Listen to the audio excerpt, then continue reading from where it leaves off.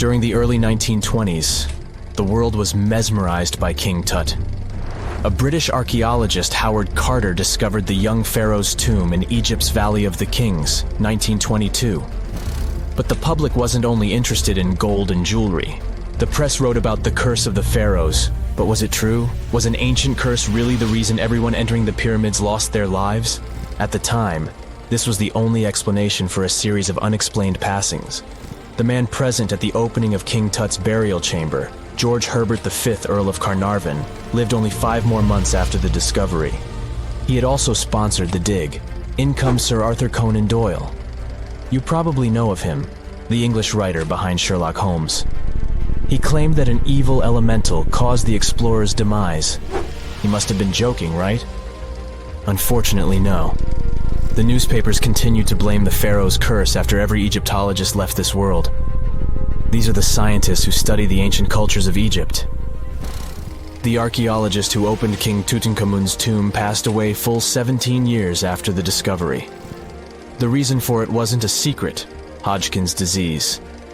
Yet again, journalists around the world wrote of a curse. This was getting ridiculous. But science must have had a rational explanation, right? Well, it did. And that explanation was common mold. Harmful fungi, Aspergillus, can survive for ages in sealed tombs.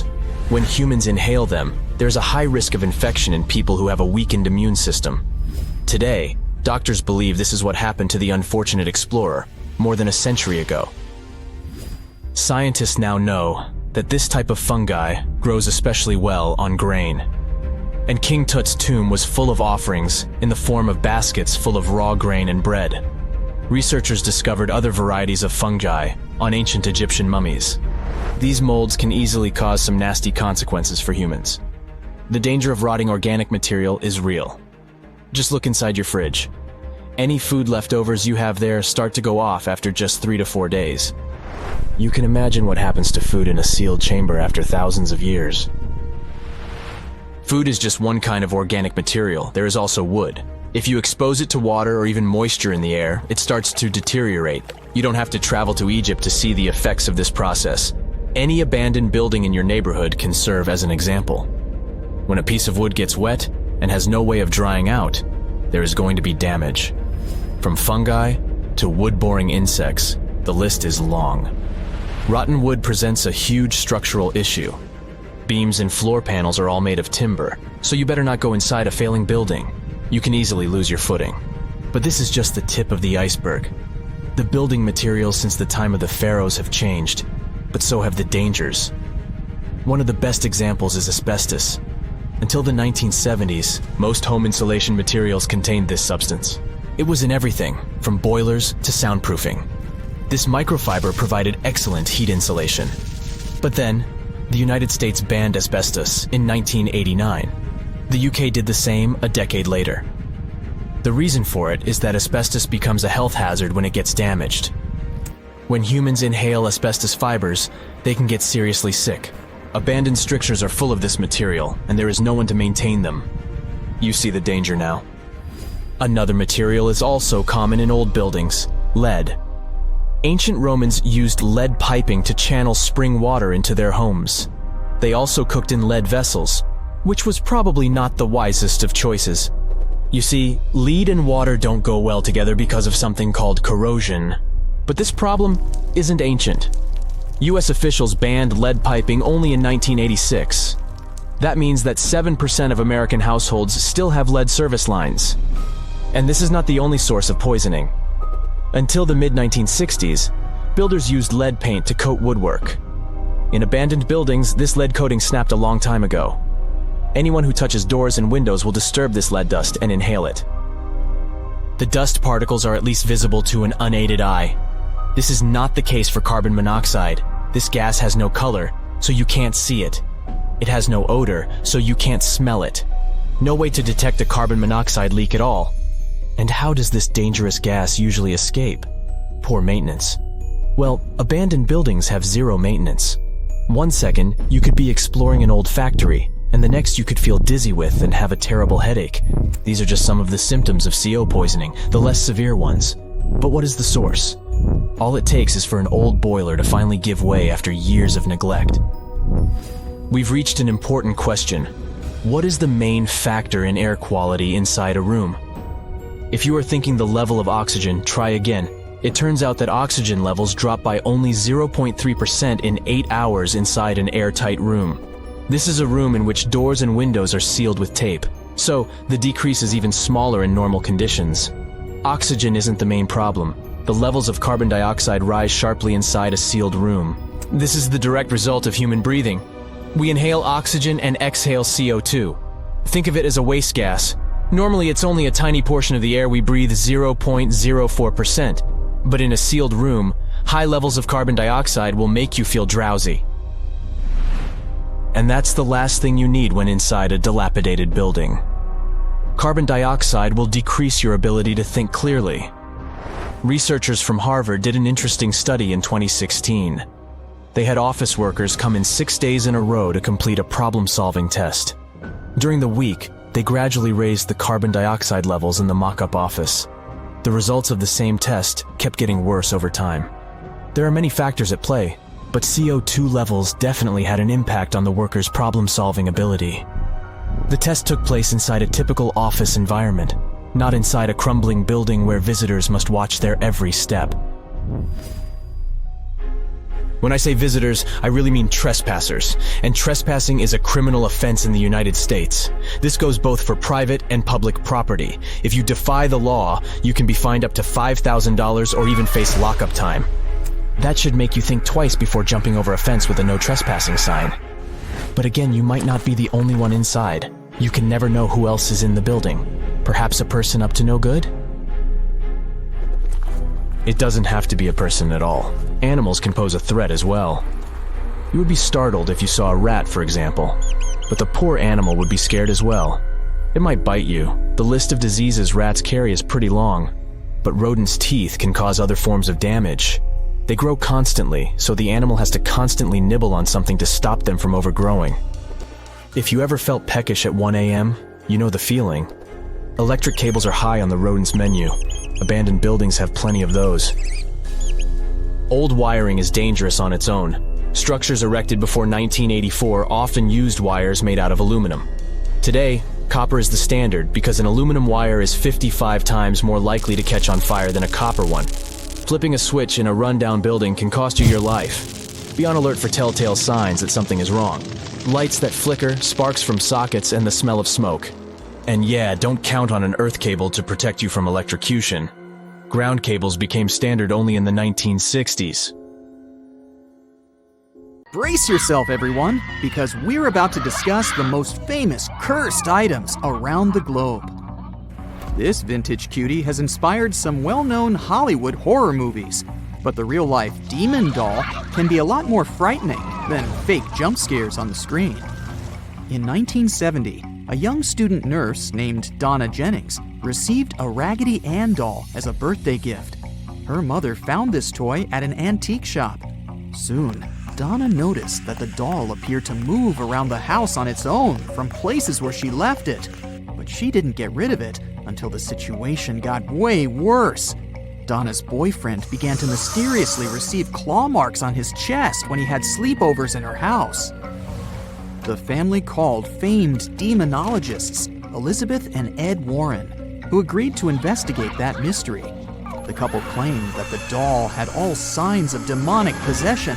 They locked it in a specially made glass cabinet in their occult museum in Connecticut. To keep the evil powers under control, they regularly read prayers.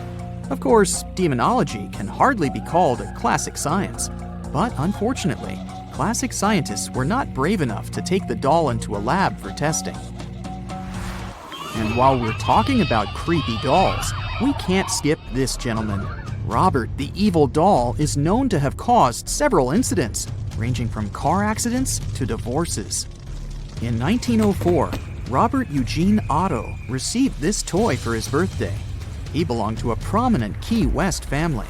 Some reports claim that his grandfather brought this souvenir from Germany. Others say it was gifted by one of the maids. Soon, the family began to notice the doll knocking furniture over during the night, teleporting, and even talking. The housemates claimed to hear Otto having a conversation with the doll alone, in two distinct voices. When Otto passed away, a couple bought the house, and eventually, their 8-year-old daughter found Robert the doll in the attic. Soon, she complained to her parents that the toy was evil and tried to attack her. Thankfully, today the doll is locked in a glass box. It's displayed in a museum in Key West, but it's still believed to curse people. So, if you ever want to go see it, take your time to research the safety rules. This modest wedding dress is not so innocent as it seems. It belonged to Anna Baker, the only daughter of a wealthy merchant. They lived in a fancy mansion in Altoona, USA. Anna's father wanted her to marry into an influential and rich family. But Anna fell in love with an ordinary ironworker, and they agreed to escape together. She purchased this dress for her upcoming secret wedding. But her father discovered their plans and ruined them. He forcefully locked Anna in her bedroom. She swore not to marry anyone else and spent the rest of her life alone. When her father passed away, Anna got out of the house and visited her former fiancé just to see him living happily ever after with another woman. Anna was very disappointed, so she continued living as a hermit in the family mansion. Her maids would often find Anna dancing around the house dressed in her unused wedding gown. After Anna passed away, the mansion turned into a museum, and the wedding dress is now part of the exhibition. Many visitors claim to see the dress moving inside the glass box, as if it was dancing. Skeptics tried to find logical reasons causing the movement, but they failed to find any traces of wind or any other explanation.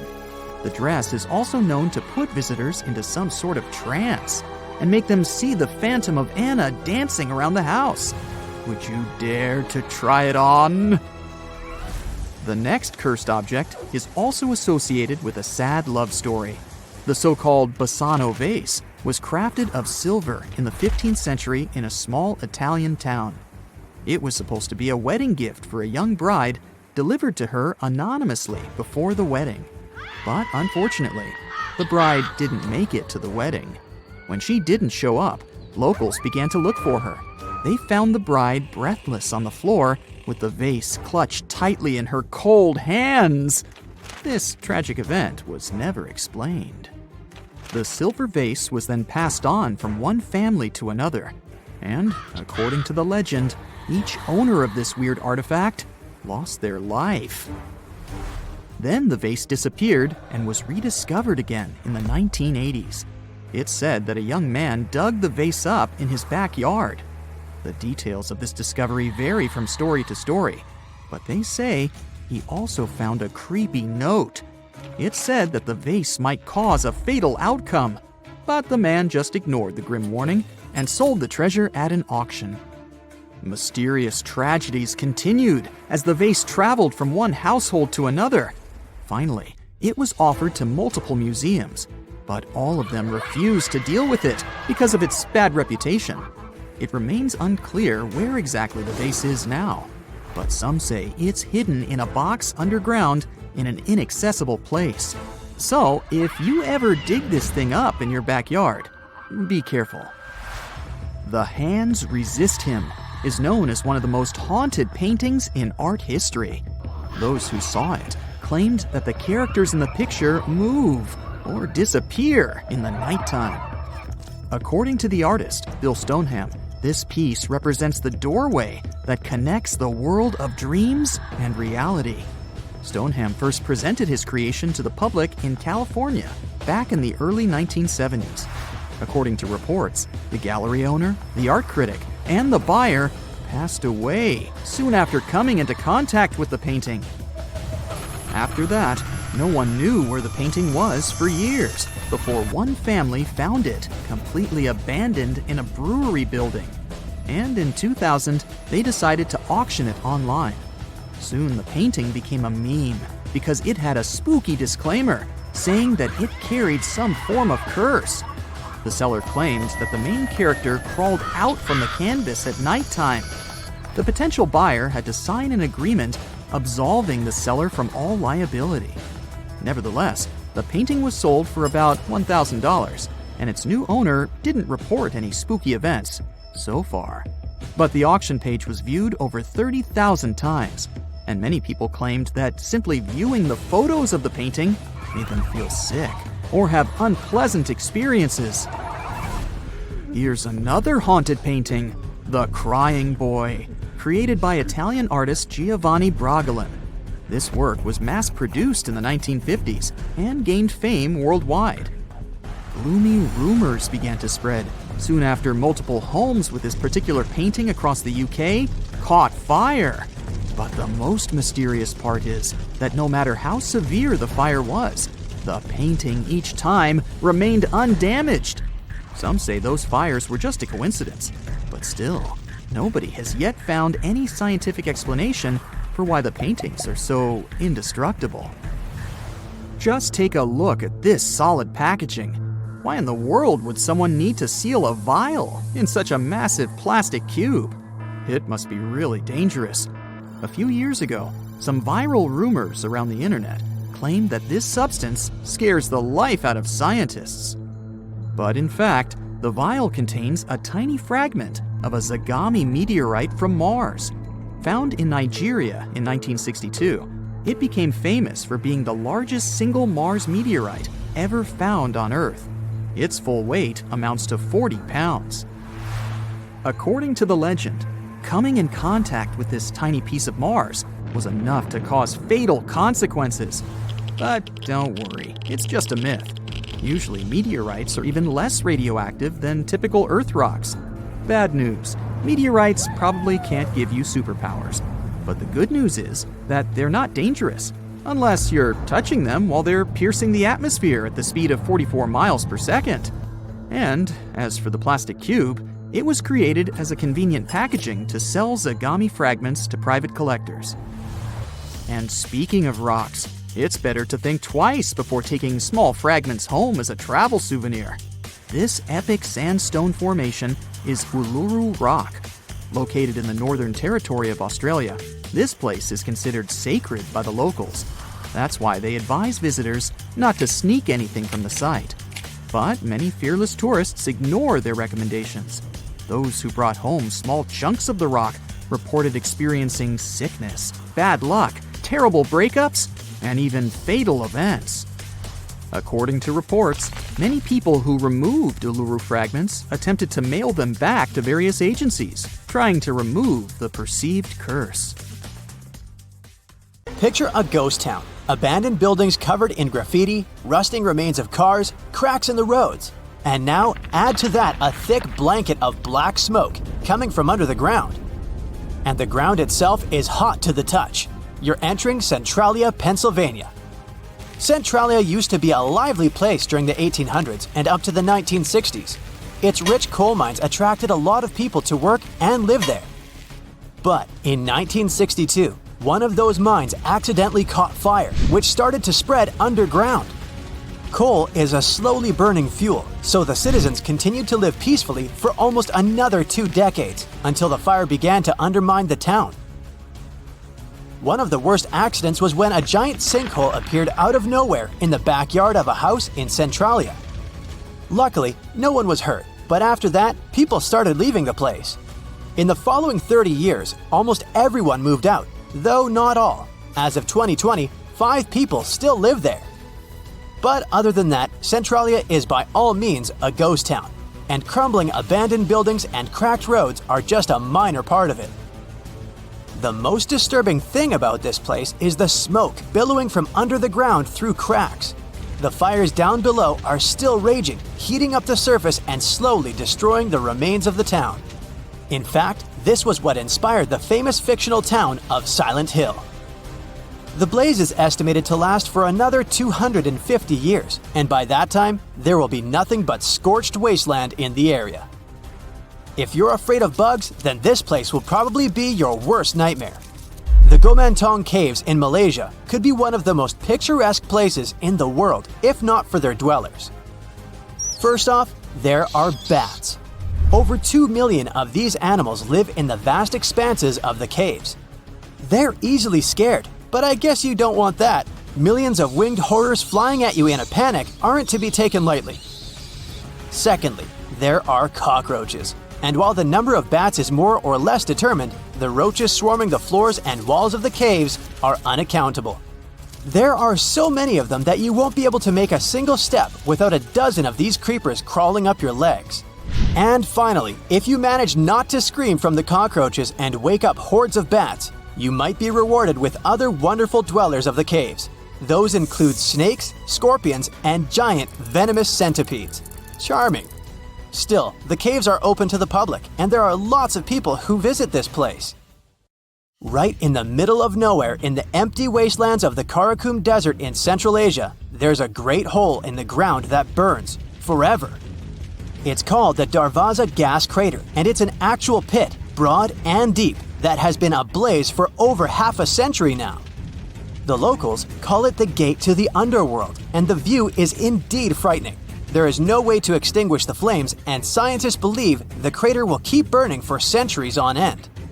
The pit apparently appeared in 1971 when a group of engineers scouted the area and thought they stumbled upon an oil deposit. It turned out to be a natural gas pocket though, and when the drilling rig started working on the site, the ground collapsed.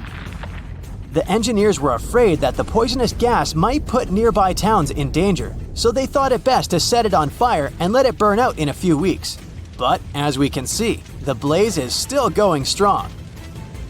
The crater has since become a popular tourist attraction, but despite that, it still poses some danger, so efforts are being made to finally extinguish the gates of the underworld. Imagine seeing an insanely venomous snake right next to your foot. Terrifying enough, huh? And now, multiply that experience by a couple thousand times, when no matter where you try to run, there are similar snakes all around. That's Snake Island for you, and the name couldn't describe it better. The island is located not far from the coast of Brazil, and is home to thousands of golden lancehead vipers. About 11,000 years ago, the sea levels rose and separated the island from the mainland, and lots of lancehead vipers became trapped on it. Their mainland siblings are venomous as well, but not as much. The golden variety had to evolve to survive, and oh, they did. Since there's not so many land animals for the vipers to hunt, they adapted to hunting birds instead, and for their venom to be effective, it had to be instant. So, golden lanceheads developed a venom that is 5 times more potent than the regular variety. This helped the snakes thrive, and now there are 1 to 5 vipers per square meter of the island. It is considered so dangerous that Brazil banned all visitors, like someone would really want to go there. Lost in the woods at night, you suddenly stumble upon a human figure. Relieved, you touch their shoulder to ask for directions, but it's hard as stone and covered in moss. And then you look into the face of the person and your mouth opens in horror. It's anything but human. My advice would be not to wander around southeast Finland at night if you don't want a shocking experience, because it's here that a renowned Finnish sculptor made his eerie sculpture garden in his own backyard. The garden's main exhibition consists of 200 human figures in various yoga poses, but as you walk around, you may come across more sinister-looking works, such as cloaked figures with its arms stretched forward and deep black gaps for eyes. Adding to the creepiness are real human teeth in the mouths of some statues. The garden itself appeared because the sculptor was a recluse and didn't want to leave his home, and when asked to lend some of his sculptures to museums, he would say he needed to ask them if they wanted to. It seems they never did, though. Creepy statues are eerie enough, but how about creepy dolls? If you ever find yourself in Japan and want to give yourself some chills down the spine, make sure to visit Nagoro. It's a tiny village in the south of the country. Driving by its houses and yards, you will see villagers sitting on their porches or tending to their gardens. Nothing special. Until you realize they're not moving and never will, because they're life-sized dolls. One of the local residents turned her hometown in 2002 and made a hobby of creating stuffed scarecrows in gardens and fields. But then it turned from a practical thing into a sort of memorial job. Whenever any of her neighbors left the village or passed away, she would make a life-size doll in their image. She made them as she remembered them best, so all her dolls are doing something normal people would. They're sitting, standing, lying on the ground, and there are even full classrooms of dolls in the local school. But probably the eeriest thing about this installation is that the human population of Nagoro is less than 30 people, and the scarecrows outnumber the living dwellers more than 10 to 1. There are over 350 dolls in the village now. As their maker remembers, there were around 300 people living in Nagoro when she was a child, and now, for 20 years, she has been commemorating all of them. About 3,000 visitors come to Nagoro every year, and many of them return in the following years as well. The village is pretty hard to reach because it's located on one of the less traveled islands of Japan, and the nearest train station is an hour away. But that doesn't stop the tourists who want to see the wonderfully creepy scarecrows with their own eyes. It was a pitch-dark night, and we were out for a walk.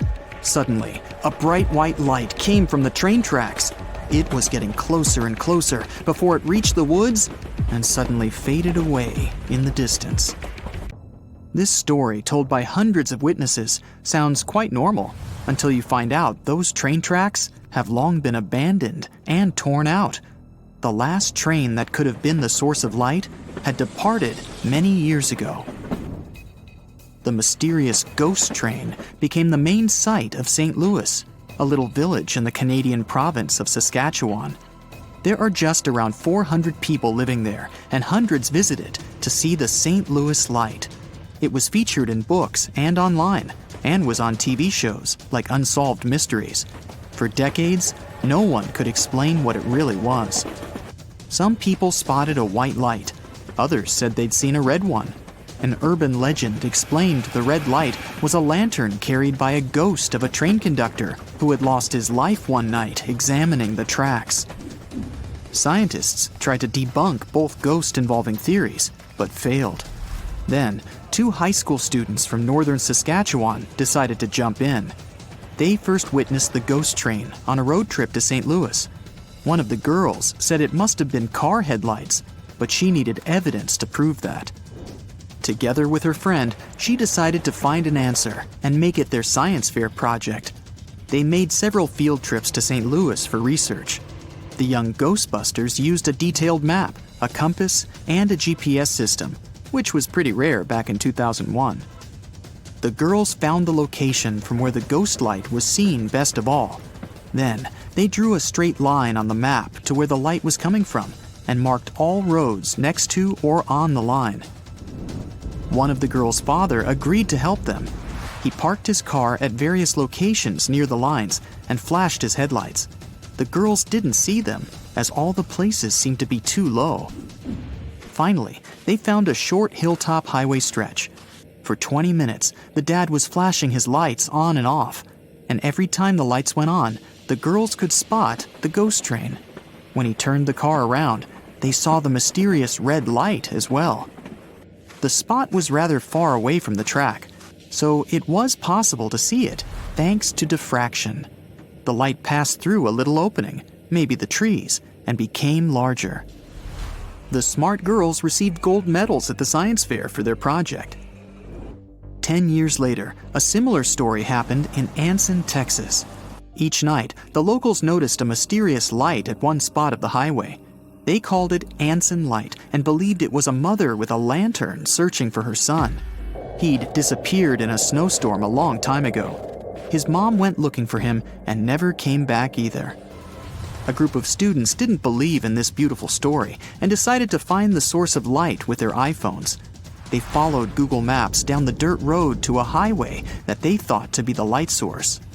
Halfway to the light, it was already clear it was really coming from cars, and not a mother with a lantern.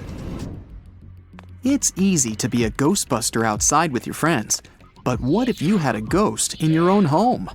This is what happened to a family who moved into an old house in 1921. The house was huge, with gas lights, no electricity, and many passageways. Just a classic movie haunted house. One morning, the lady who went down in records as Mrs. H heard footsteps over her head when she was home alone. She rushed upstairs and found an empty room. She checked every room and also looked one floor up. It was all empty. Then, she started hearing strange noises when she was in bed at night. It sounded like someone was moving furniture and china and sighed in the silence. Whatever was haunting the family was getting braver and braver.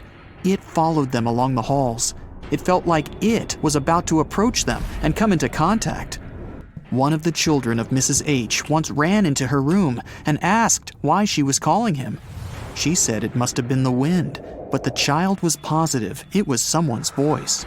The plants didn't live long in that house.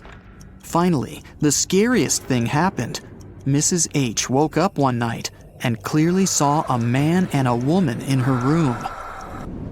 She had to stop it all somehow, so she asked her brother-in-law for help. He did his research and suggested it could be a carbon monoxide leak. This colorless, odorless, and tasteless gas had caused similar visions in other people. When they checked the gas, they found the gas was coming out of the furnace and into the room instead of going out through the chimney. It gave the family headaches, hallucinations, dizziness, and other unpleasant symptoms. Some ghosts leave fingerprints behind, or so says the San Antonio legend. According to it, in 1938, a school bus was driving through a rough snowstorm and got stuck on the train tracks. When the train crew saw the bus, they did their best to stop, but it was impossible to avoid the collision. No one in the bus had survived in that accident, and ever since, the ghosts of those people are protecting others from the same fate. Hundreds of people have visited the spot ever since to play with destiny. They leave the car in neutral on so-called ghost tracks and wait for the ghosts to come and help them out. Some people put baby powder on their cars to have fingerprints as evidence. And they do see the fingerprints once they get out of the car. Turns out there's a logical explanation for this one as well. There's an incline on the tracks, so when the car moves a bit, you can see your own fingerprints in baby powder. And the original story that inspired the legend didn't even happen in San Antonio, but in Salt Lake City, Utah. Something unexplainable was happening on the campus of Coventry University in England. Whoever visited the 14th century cellar ran out of it in fear. They said they'd seen a ghost of a woman. One lecturer at the school, who was also a part-time ghostbuster, decided to debunk the mystery. He was once working at his lab when he felt the presence of someone else.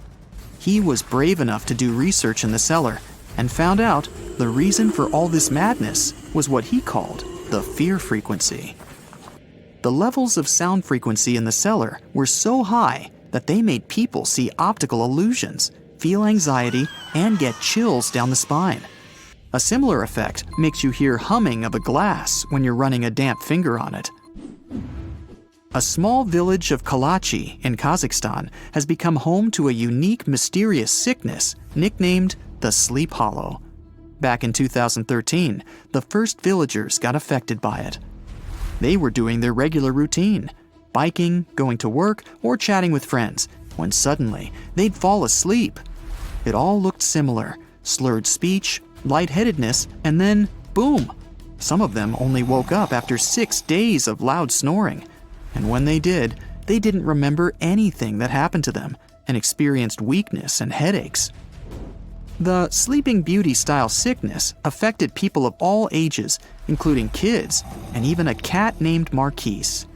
Its owner said the cat started attacking walls, furniture, and the family dog. Then it dozed off and was snoring like a human for hours. More than 150 people got the Sleep Hollow in 3 years. Doctors and sleep disorder experts struggled to find a solution. A lot of people blamed possible radiation from nearby uranium mines. Kazakhstan's doctors checked over 7,000 homes, but found the radiation levels weren't high enough to cause it. They also checked water supply in the area for heavy metals and bacteria, and it was all right as well. Then, the former head of the uranium mine suggested the gas was seeping through the ground. Scientists tested this theory, and it turned out to be the answer. The dangerous gas was in the air, and it took down the amount of oxygen, making people fall asleep. Families started moving out one by one from that Sleepy Hollow as soon as the mystery had been solved. They say this place is swarming with money. It's been stored there for centuries, but no one managed to take it away from this island. Treasure hunters have been bewitched with this place since 1795. Many people have tried their luck looking for the treasure that could be hidden there by the Spanish pirates or even by the Knights Templar. But today, it's impossible to get there, as it's a private place, so all you can do is book an ocean tour around this island. Otherwise, you can take a peek at it in a TV reality show starring the Legina brothers, Rick and Marty, who are a team of enthusiasts looking for the treasures of Oak Island in Nova Scotia, Canada.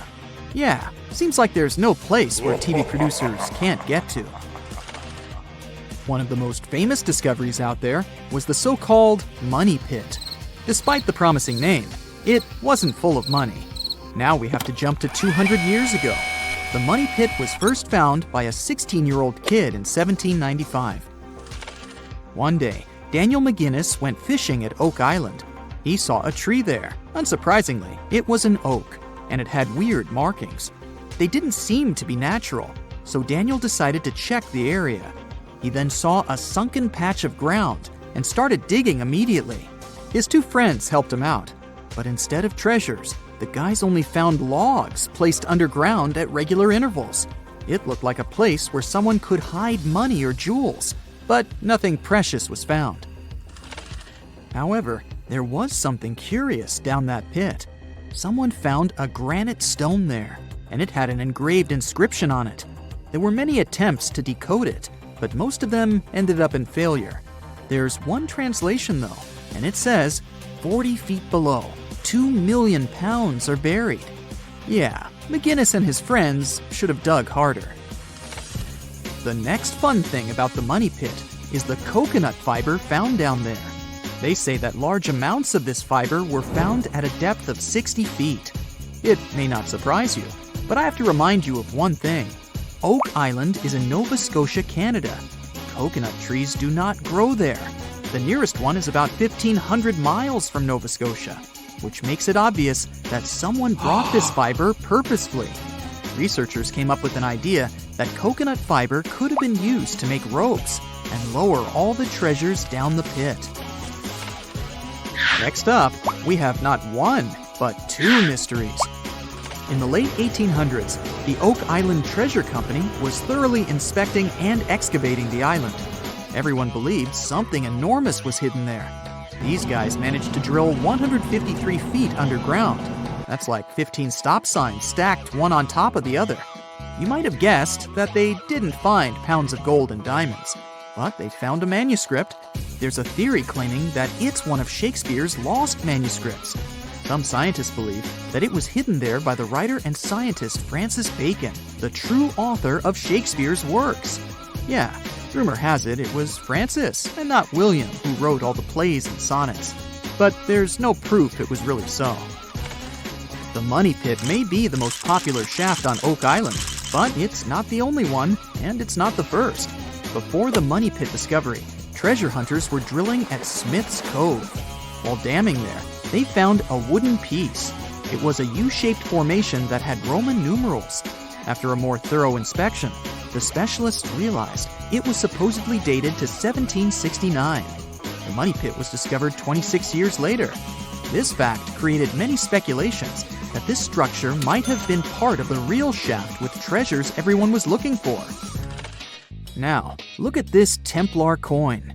It wasn't the first discovery on the island, but it was crucial in some way. Even if it may not sound like a big deal today, in medieval times, those coins would amass an insane amount of wealth. They were typically stored in European fortresses. For the treasure hunters, this coin was a sure sign there was more to be found on the island. The logic is simple. If there's one coin of that kind, there must be something else. And they were right. It wasn't the only Templar discovery. On the southwest shore of the island, a crossbow bolt was found. Experts say it dates back to the 13th century. But, once again, that wasn't something the treasure hunters were after. Some more coins were found on the island. Rick and Marty Legina retrieved this precious piece from a swamp. The coin is made of copper, and this time, it originated from Spain.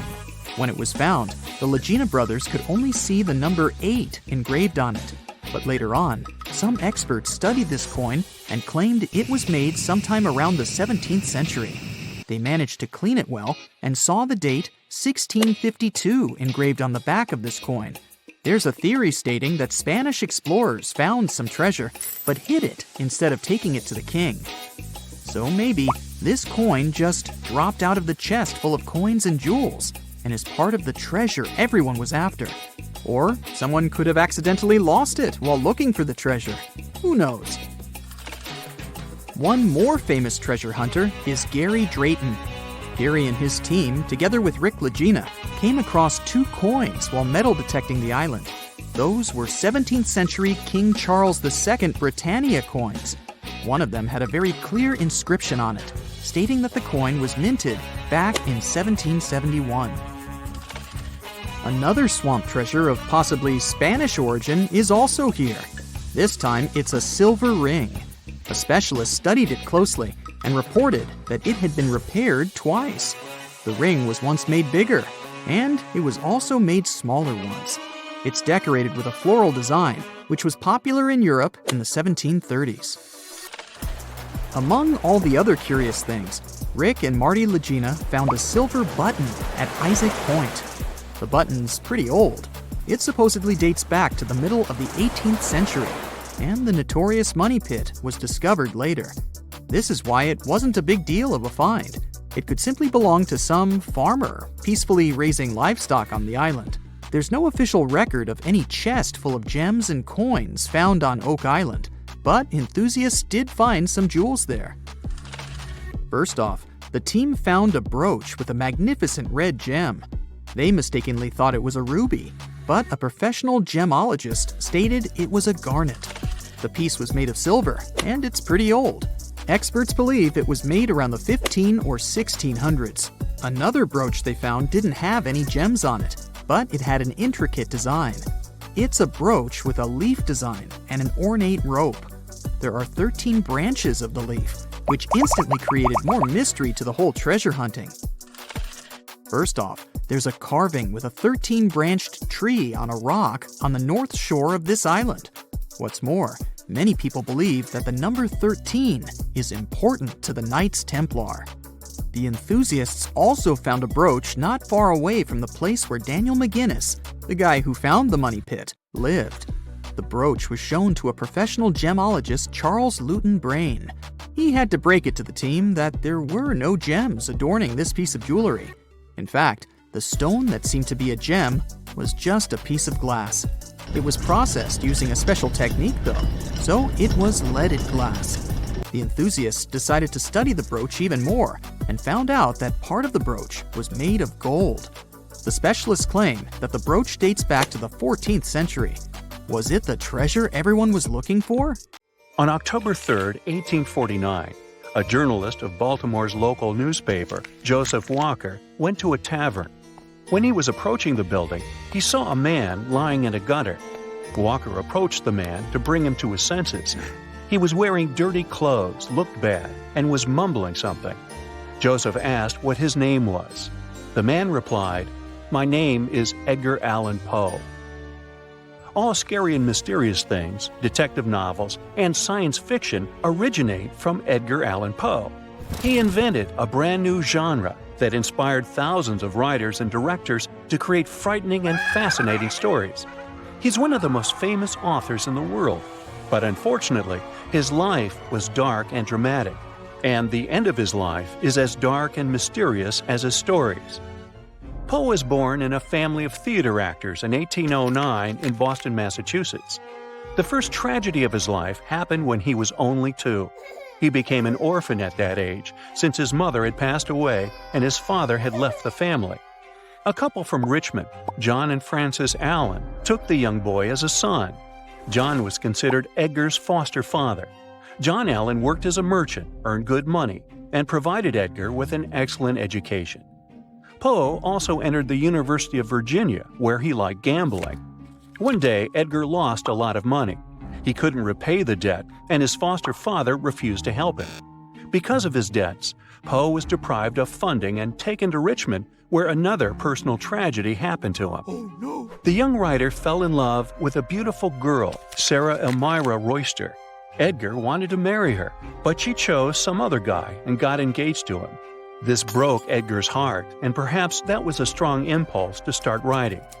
Poe loved the British poet Lord Byron and wanted to earn money through poetry and short stories. At 18, Poe moved to Boston and published his first book, Tamerlane and Other Poems. This work didn't bring him any money. It didn't receive distribution and wasn't even reviewed. Many historians doubted this book's existence, but they found a copy in the British Museum in 1876. According to the records, there were about 50 copies of Tamerlane and Other Poets in total, and only 12 are left nowadays.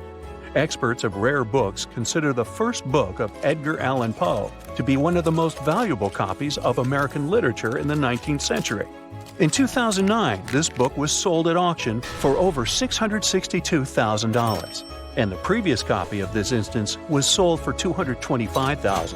But Poe didn't get a penny for the book. He fell into debt, had a negative lifestyle, and continued to write short stories. It didn't last long since Poe went into the Army, where he served for 2 years. After that, Poe went to New York.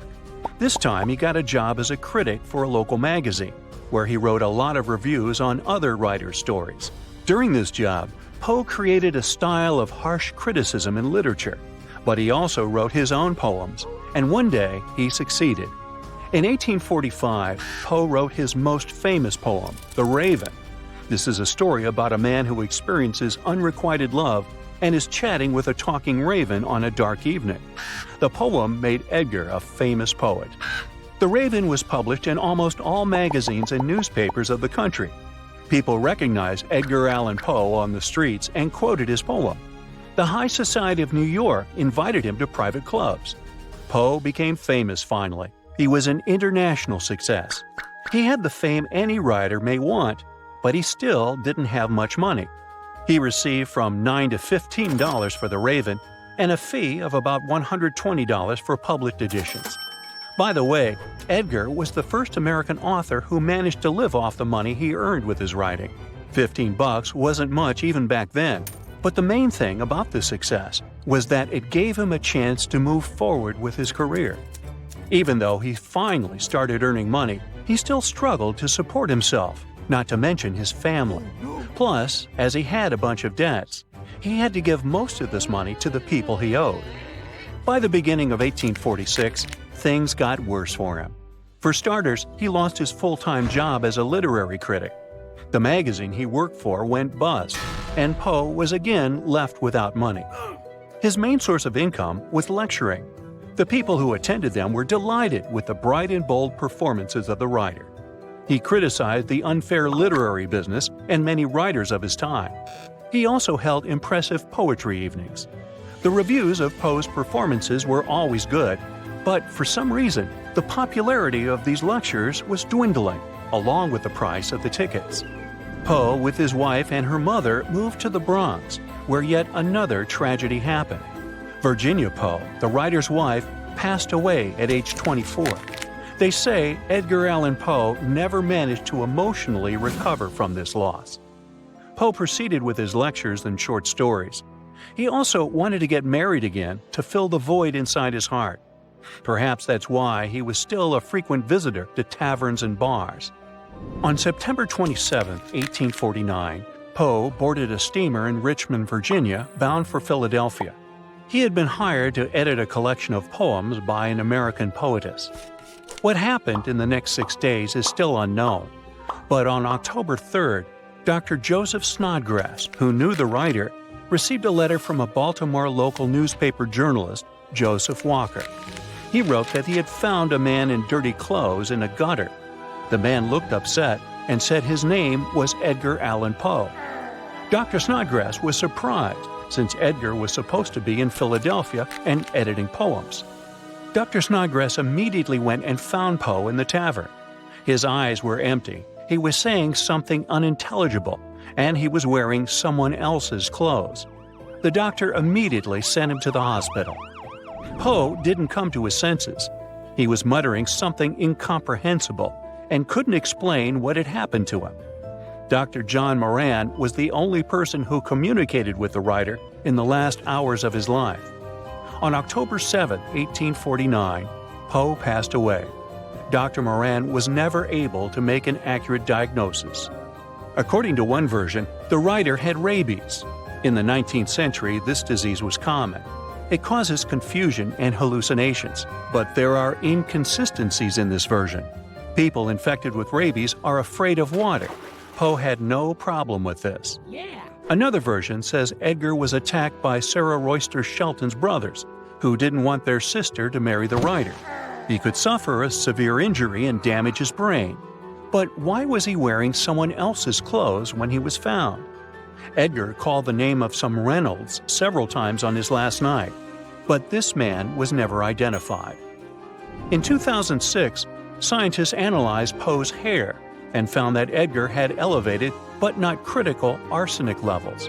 This substance causes heart problems and other diseases, but it didn't become the main reason for Edgar's passing. Also, the analysis showed that not long before the fateful day, the mercury level in the writer's body jumped by 264%. Mercury can cause hallucinations and confusion, which explains the writer's strange behavior. These heavy metals were harmful to him, but they weren't the reason for his bad ending. One of Poe's biographers claimed that someone might have robbed the writer near the tavern where he was found. There's still no exact answer. Edgar Allan Poe's passing from life seemed as mysterious as his literary works.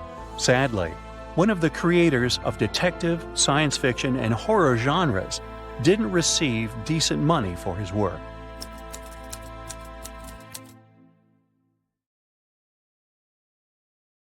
The tranquil-looking Lake Manaun in Cameroon is one real trickster.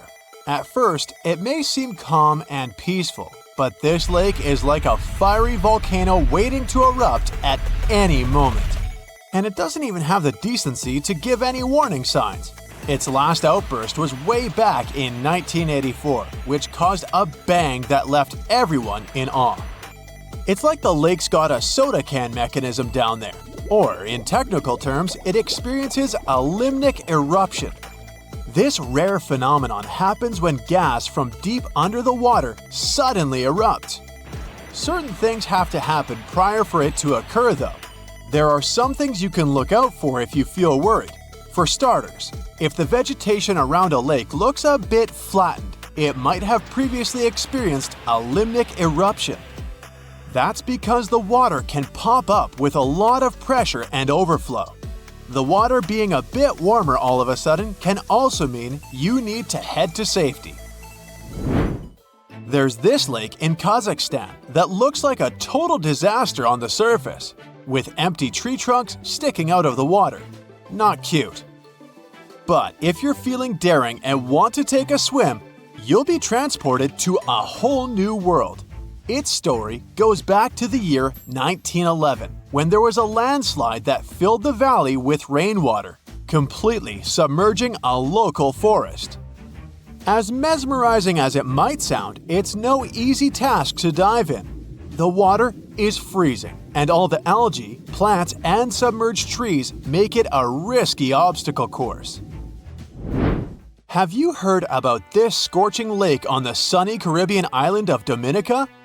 The water around the edges is at a sweltering 180 to 197 degrees Fahrenheit.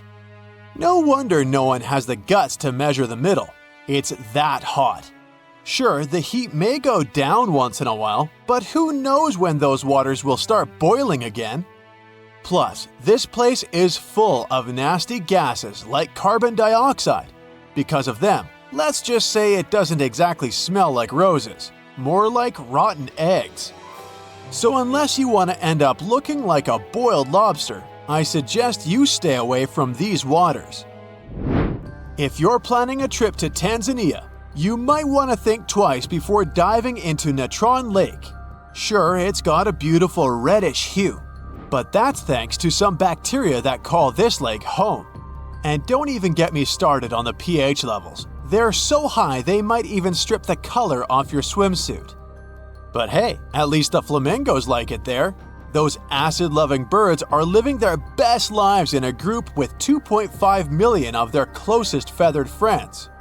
How come these birds manage to thrive there, you might wonder? Well, no predators means no stress, which equals easy breeding.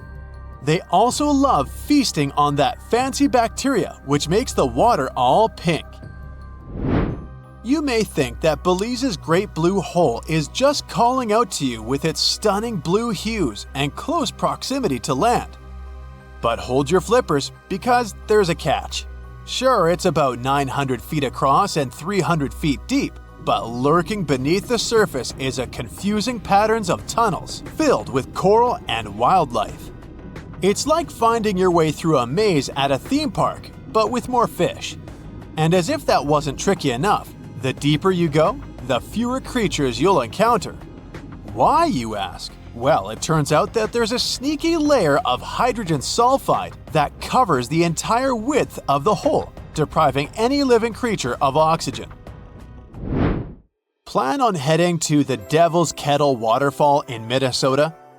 This one won't necessarily be dangerous for you, but you might end up losing some of your stuff out there if you don't pay attention. That's because this waterfall experiences a phenomenon that's a real head-scratcher for geologists. One part of the waterfall flows normally, while the other part disappears into a big ol' hole. And get this, not even ping pong balls can make it out. Scientists decided to investigate, and they went all out, even using GPS trackers. Initially, they couldn't figure it out until they realized that the hole acts like a giant blender. That water is getting spun around so hard, it's basically obliterating everything in its path. They finally measured the water volume and saw that it was still there, so it was supposed to come back out somewhere. The most likely explanation is that the water is probably re-emerging in the stream located beneath the waterfall. You've surely heard of the Bermuda Triangle. I mean, that's old news. But let me tell you about the Pacific's very own watery trap called the Devil's Sea. It's like a game of hide and seek, but with ships. They disappear and we can never find them again. The Kayo Maru No. 5 was on a mission to investigate a volcanic island, but the trip ended up being just one way. Add a dash of detective work to the subject and you'll find out the whole story about the Devil's Sea is more myth and less fact. But it doesn't make it any less interesting. If you're still interested in some mysterious ship disappearance, then Lake Superior is the place you'll want to read about. Even the most skilled scuba divers can't find a single piece of all of those lost vessels. The main character of this lake story was a ship called the SS Edmund Fitzgerald, the biggest one to sink in the Great Lakes. To this day, people aren't sure why it sank. So, you're planning a little swim in one of the Great Lakes, huh? Well, might want to steer clear of Lake Michigan, unless you're really into extreme water sports. This bad boy has a reputation for being the most dangerous of the bunch, thanks to some sneaky undercurrents that like to snatch unsuspecting swimmers. Make sure to watch out for those pesky piers and docks that only add to the lake's swimming difficulty. If you're feeling adventurous, you might want to skip the months of October or November. This is when the temperatures start to drop and the currents get extra wild. Tibet has its dangerous lake too, and at first glance, it's gorgeous. But don't get too excited. It's got a salt content so high that nothing can survive in it. Some villagers around there actually consider it to be tainted with some sort of substance. The cherry on top? Other locals believe there's a selfish creature living in the lake who's hogging up all the space for itself. No wonder its nickname is Darkness. No list of dangerous waters is complete without Lake Victoria, the big kahuna of African lakes and the third biggest in the whole wide world. But beware. Not all its waters are safe for us humans. Some regions can be real troublemakers because this lake has its own personal climate. And what does that mean? Mostly that you can't trust the weather here one bit. You could be soaking up some sweet rays one second, and the next you're running from a torrential downpour. Unless you want to be caught swimming in a storm, steer clear of this moody lake. You might have already seen pictures of Lake Hillier. It's like a giant pool of grapefruit juice in Australia. Scientists have been scratching their heads over it for centuries because they still can't figure out with certainty why it's pink. But here's the kicker, it's not the only one. Yep, there's another pink lake out there called Lake Retba. Both of these lakes have super high salt content, which is apparently a magnet for some fancy microorganisms. These little guys produce beta-carotene, you know, the substance that's in carrots. And that's what gives these lakes their groovy colors. Interested in swimming in this lake? It's not technically dangerous because the water has such high amounts of salt in it. There are no scary sea creatures to worry about. But, on the other hand, you'll need to make sure you don't accidentally take a sip. Drinking highly salted water will make you dehydrate faster than a plant in the desert.